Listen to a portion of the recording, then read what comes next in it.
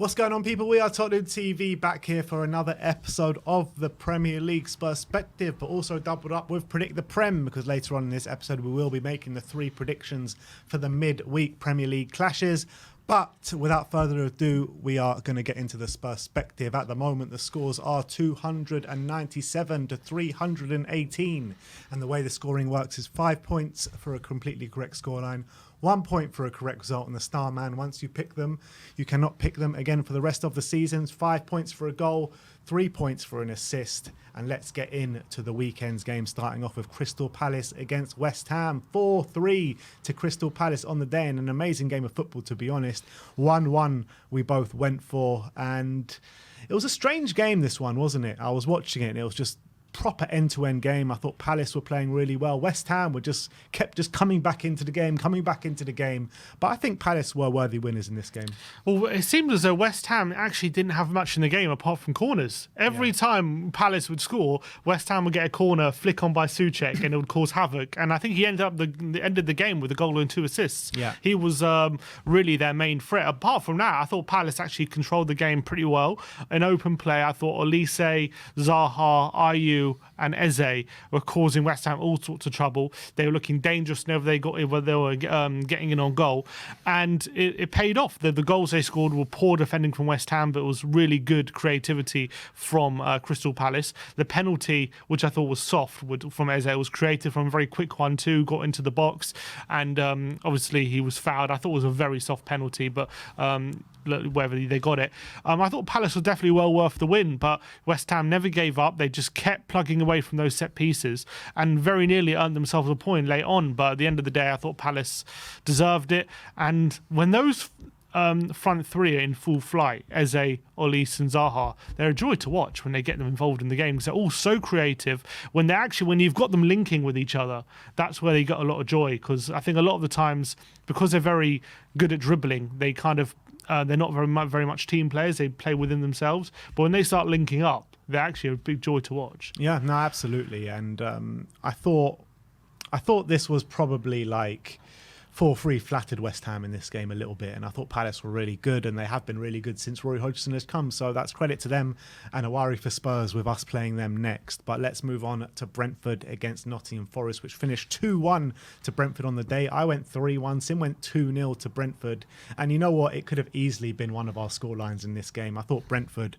were dominating throughout. Nottingham Forest scored against a run of play on the stroke of half-time, and Brentford got their rewards for their persistence right at the end. They scored 2 late goals, won the game, and I thought it was well deserved. Yeah, and not only was it against the run of play their goal for us at the end of the half, but it was also a very lucky goal. Shot deflection from Gibbs White, falls into the path. I can't remember who scored, but I think who was it who scored? Oh, was it Danilo? But he puts it was Danilo. He puts it in the back of the net off a rebound.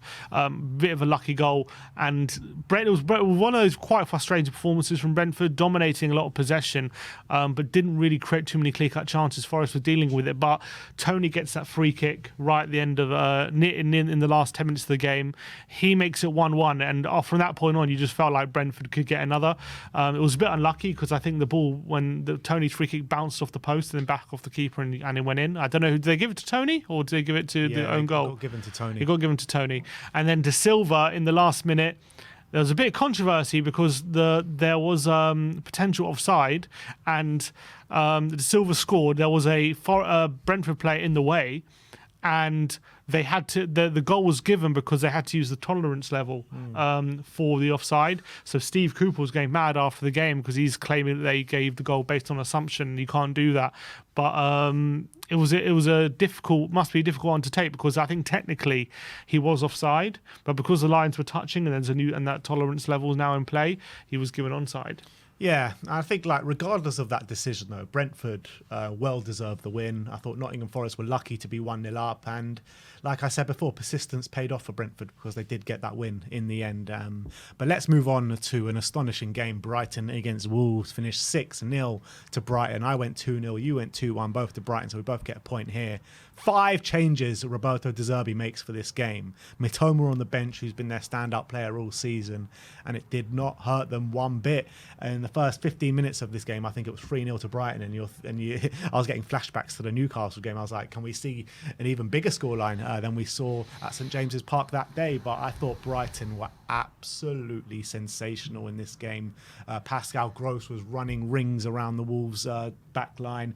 Undav gets a couple of goals. Welbeck gets a couple of goals. And Brighton, man, they were absolutely astonishing. And when you're casting your mind back to Graham Potter's reign over Brighton, I mean, they were a good footballing side to watch. They just couldn't seem to find the back of the net. Roberto De Zerbi has come in, and he looks miles the manager that Graham Potter is at the moment. Yeah, against a decent defensive Wolves team who have kept out some better teams of late and been able to be solid. You know what the most impressive thing was in this Brighton win? No Matoma, no McAllister, no Caicedo, no Ferguson. Changes. They rang the changes. All big changes. And all the, Enciso comes in, Undav comes in, Gilmore comes in. No, don't look out of place whatsoever. They're playing, not only they're playing just as good football, they're all kind of even better, you could argue. Like, they were all trying to prove that they're ready for the first team. What I really like the look of that in Ciso, who's now started the last few games for Brighton, and he's starting to get goals and assists on a regular basis. He looks like they're another find. Undav comes in, gets a brace. I mean, their scouting system is absolutely ridiculous. How they're finding these absolutely unknown quantities, kids, and they're coming in and just performing. Like, it's absolutely incredible. Supplemented by the likes of Welbeck, who got a brace, and Gross. I don't know if you saw his the third goal. He flicks up for himself and volleys it from 30 yards. Unbelievable! What a goal that is! And in this kind of form, I mean, I don't know. I think top four is obviously probably a bit too far away from this point because they're 2 games in hand, but they're 12 points behind. So I think that's probably a stretch too far. Although they do have Man United and Newcastle to play, so you never quite know.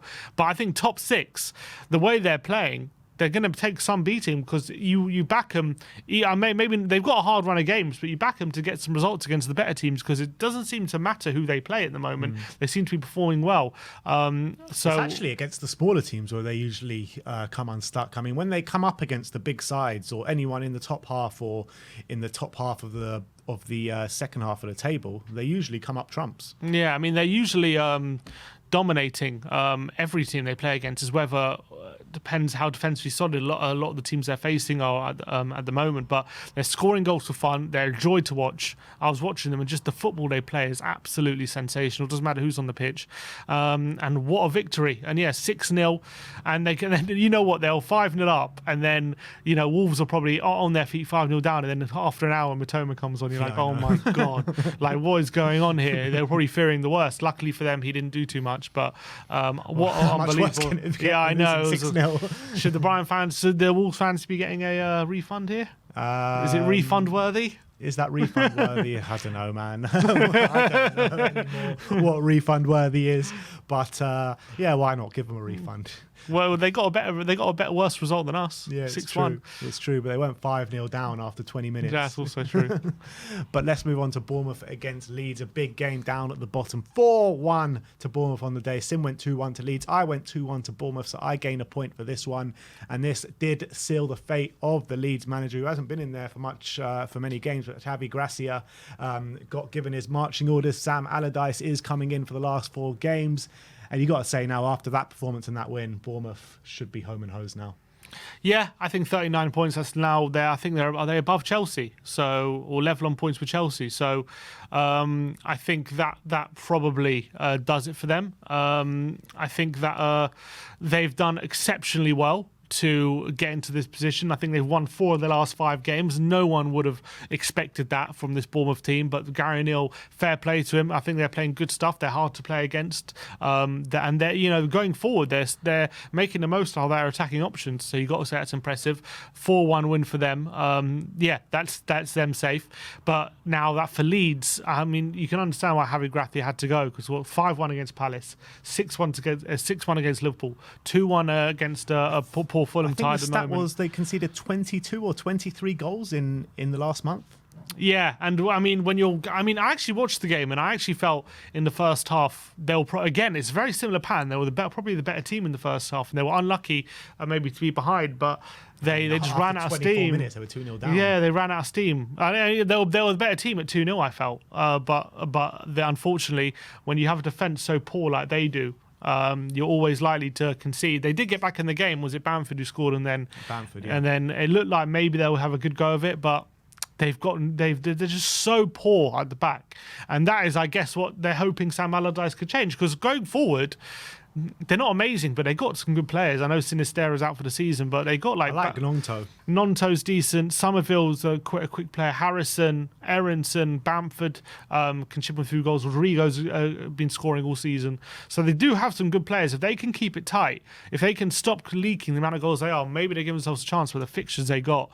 I mean, they look doomed, to be honest. Man City away next, Newcastle at home after that, then West Ham away and Tottenham at home. I mean, tough. I mean, even with Big Sam, even if they had the best manager in the world, it'll be hard to find where they're getting points from. They've only given Big Sam 4 games. It's like he's going to have to get to work very, very quickly. He's going to have to implement his way of playing immediately. There's no room for error. They can't have one game where they're poor because they haven't figured out a system yet. They've got 4 games. So if they were going to do this, they should have done this when Gracia was appointed. They should have done this.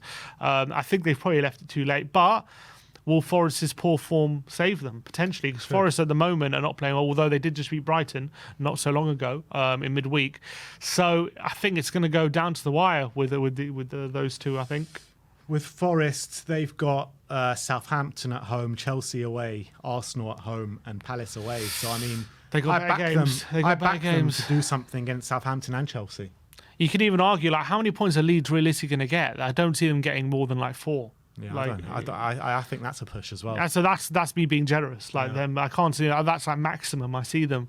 So if Forest can get 4 points out of those 4 or 5 points out of those games, I think they're going to be all right. Yeah, I mean, at the moment you are kind of fearing for Forest and Everton, to be honest. Leeds and Everton, sorry. Yeah. At the moment. But look, let's move on. Fulham against Manchester City, a big clash at the top of the table for Man City. Fulham on the beach, but 2-1 to Man City. Sim went 3-0, I went 4-0. Haaland gets a penalty in the first minute of the game, and you think it's just going to be a demolition job. But credit to Fulham for putting their way back in the game, but quality shone through at the end. Yeah, I'll take credit for not, for equalising and make it a bit of a game, but I think Fulham were poor, to be honest. I was watching the game, and I think it was more to do with City just not killing them off and not putting their foot pedal to the metal, rather than Fulham doing anything brilliant. Fulham barely tested Man City with except for that goal. The goal was completely out of the blue. Got a nice finish from Vinicius, but was that in Spurs colours? Yeah, I know exactly. Completely out of the blue.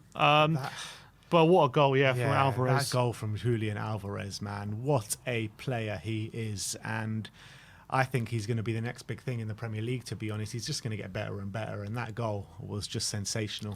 And he gives them a different dimension as well. When he plays, they can put 2 up top, Haaland and Alvarez, and he can be more of a link-up striker as well. He's still very young. You saw at the World Cup how amazing he was at the World Cup, and I think he's taken that. Whenever he gets a chance for City, he seems to play well. It's just because they've got so many players a lot of the time, they didn't have De Bruyne. So he gets a chance, but he's every bit not as good, but he always makes an impression when he's on the pitch. He could be their next Aguero, the way he plays. I think City deserved the win. I think the scoreline makes it seem tougher than the game actually was, in my opinion, because I think City were always in control and deserved the victory. But when there's one goal in it, there's always a chance, a bit of luck or a goal out of the blue like they equalised. So I think that made it a bit tetchy for City, but 2-1 flat for them, in my opinion. Next up is Manchester United against Aston Villa. 1-0 to Man United on the day. Both of us going for 2-2 in this game. And I was quite disappointed with Aston Villa in this game, to be honest, with the way they've come into this game, the form that they're on, the football that they've been playing and the results that they've been getting.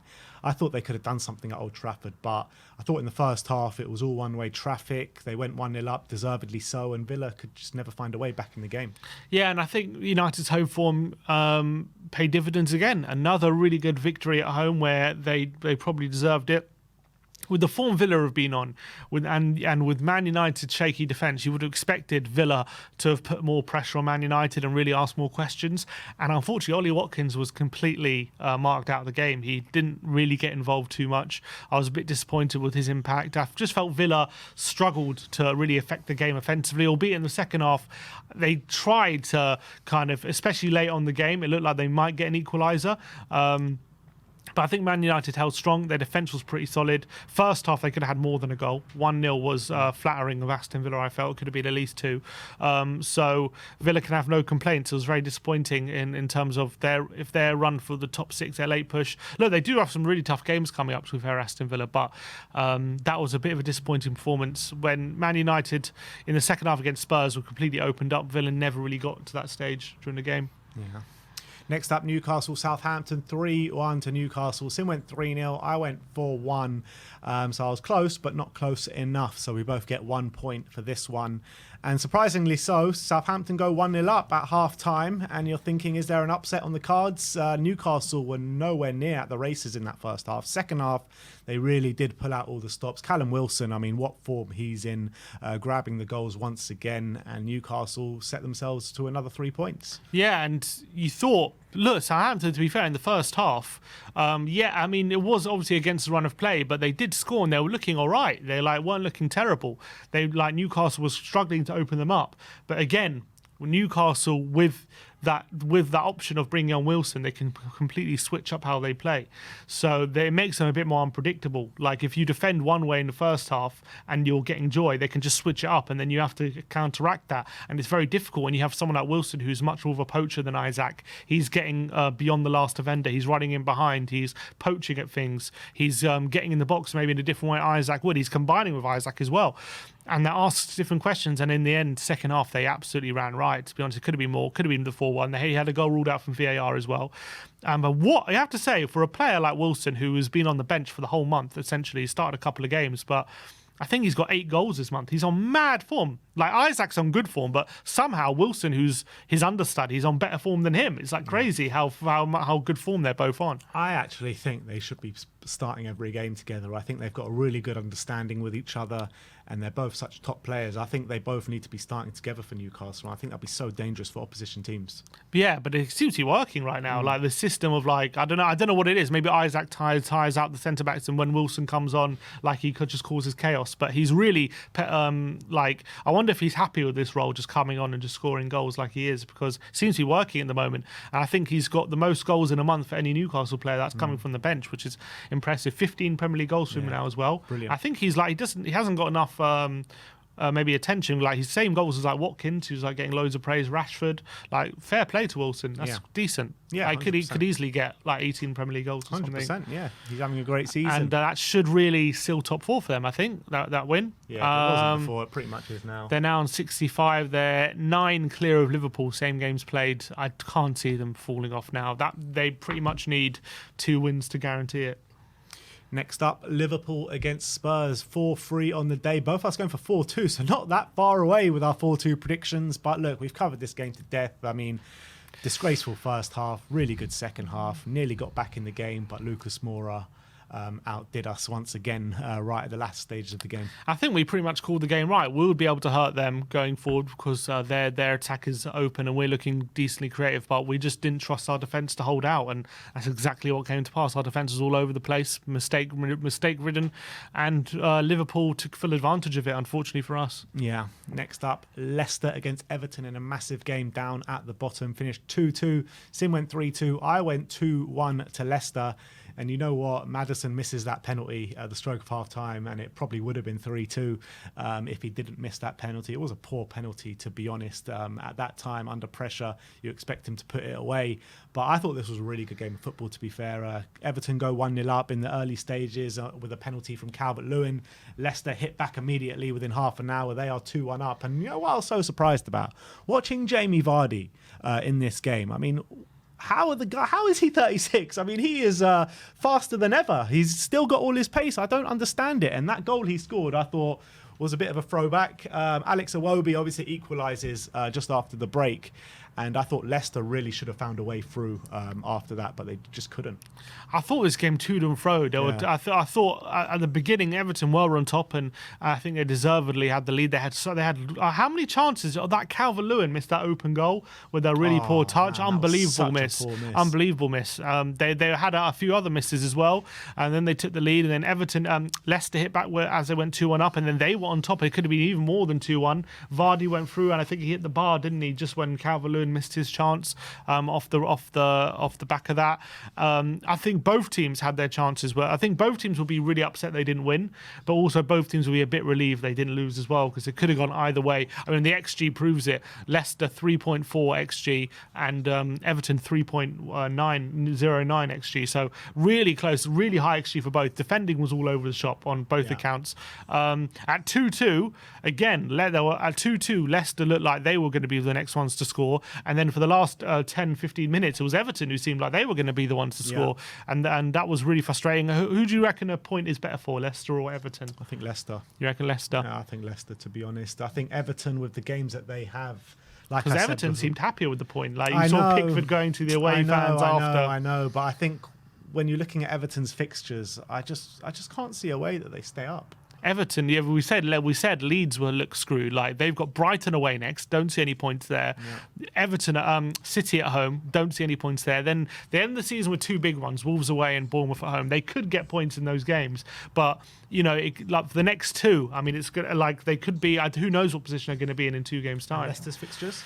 Then you have Leicester, who have Leicester's fixtures are.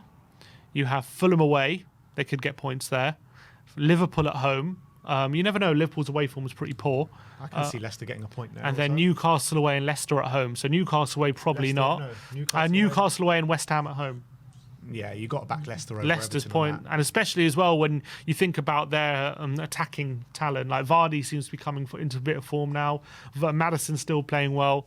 The defence is still all over the shop, but you expect them to outscore some of those teams. Whereas Everton, I know they attacked quite well against Leicester, but that was definitely an exception to the rule. Their attacking play has been terrible. Like Iwobi and McNeil and even Calvert-Lewin, are they really going to get you the goals to save you from relegation? You just don't buy that. Whereas Maddison and Vardy and Iheanacho, they're more likely to do it. Yeah, no, absolutely. And Barnes as well, and by the way, in this game, Seamus Coleman, that injury didn't look good. Was awful to see, man. At that age, I mean, I don't know if he's going to come back from that. I think that's a career-ending injury, in my opinion. Yeah, I mean, he looked really bad. He had to be stretchered off. I guess we'll have to wait and see how bad it really is. I don't know if they've confirmed yet, but it's going to be very tight in terms of relegation. I think still it's West Ham. I think Southampton are pretty much gone unless they literally win every game. So I would say from West Ham to Everton, it's still pretty open. West Ham's next 2 games are City and Man United, so it's still quite open if one of the teams below can go on a run, but it does look really bad for Everton and Leeds when you consider the fixtures.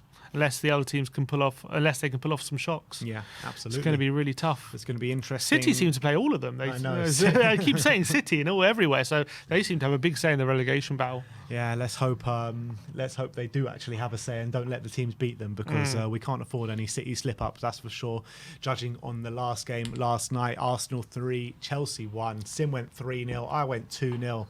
Chelsea are just shocking, man. They really are abysmal. They were lucky just to get a goal in this game. They were lucky to pick up anything since Lampard has joined, and Arsenal just wiped the floor with them pretty much. It was an easy job for Arsenal, and it could have been more. And Chelsea fans got to be sitting through all these games just not even watching, to be honest. That's how bad it is. Yeah, 100%. There was easy. They wouldn't have an easier game. Arsenal, they threatened to get back into it a bit. Chelsea at 3-1, but never seriously. That goal was completely out of the blue. Arsenal actually at that point was so on top. Like their goal just came out of nowhere for Chelsea, like randomly. Like Saka was having shots, Trossard, like they were just pounding on that Chelsea defence, and they just happened to get a breakaway out of nothing.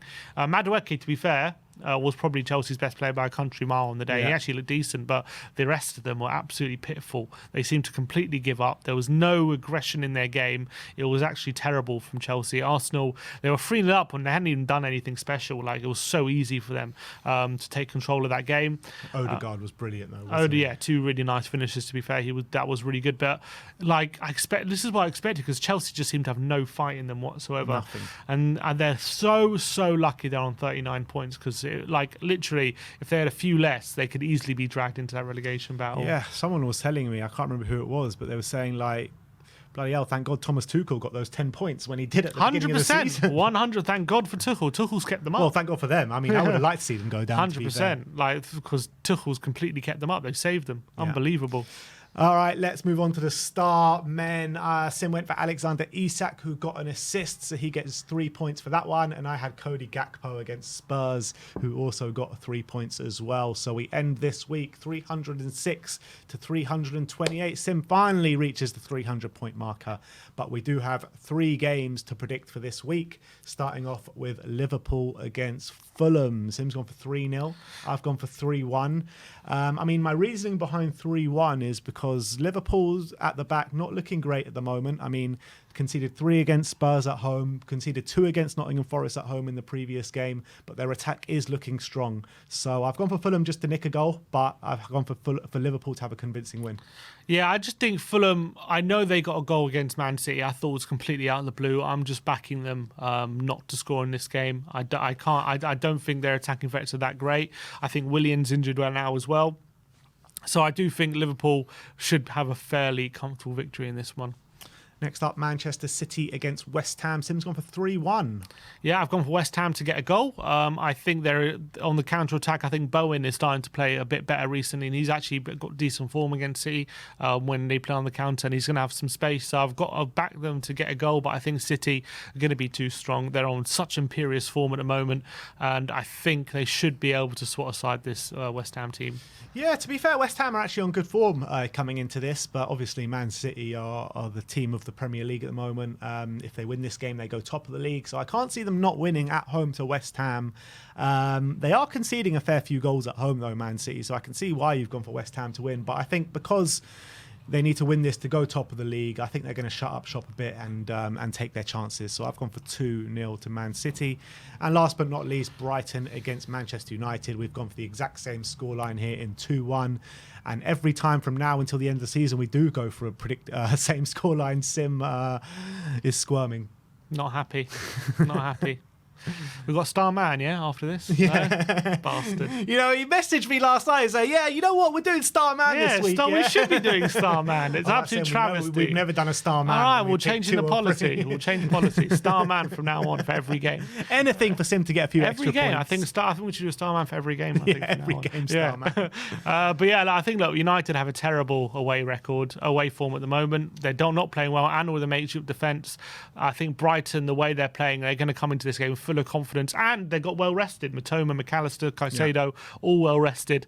I think they should have a bit too much for this Man United side. Although I think Man United, I do expect Brighton to dominate possession, but with Rashford in the team, I do think United should have a few counter attacks as well. But I do think Brighton will win. Yeah, I kind of agree. Man United's away form are going to come into this. They've been poor away from home for a long time now. Brighton are playing sensational stuff. Like you said, they rested 5 players and 5 key players as well for this game. So I think Brighton will come out on top, but I think it's going to be a really close game and a really good game to watch. So we've both gone for 2-1 to Brighton, but that brings an end to the Perspective with Predict the Prem. Let me know your predictions for this week, and let me know who you think is going to come out on top from those 3 predictions, me or Sim. Thank you everyone for watching today. Like, subscribe and comment, and as always, Come on you Spurs.